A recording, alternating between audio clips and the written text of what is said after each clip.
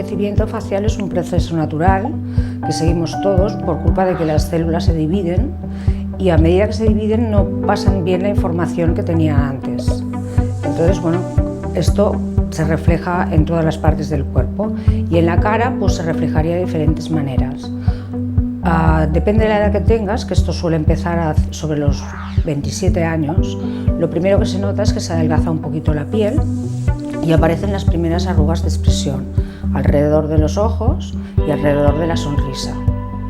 Luego, con el tiempo, también aparecen que se desregula todo lo que es la melatonina y empiezan a aparecer manchas. Las glándulas sebáceas también se disminuyen, se deshidrata la piel, la musculatura también se descuelga un poco porque ya no está tan tensada por sus tendones.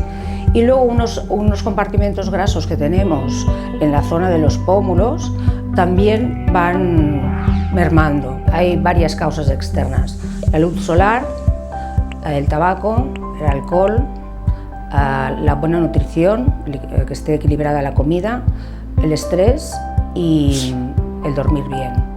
Hidratar bien la piel para que ésta esté más elástica y ayudar a la elastina y al colágeno que vamos perdiendo con el tiempo a que éste permanezca un poco más. Quizá entraríamos en el campo de ya tratamientos más específicos, que serían en las arrugas de expresión tratarlas con toxina botulínica para corregir del todo la flacidez del cuello y de la cara.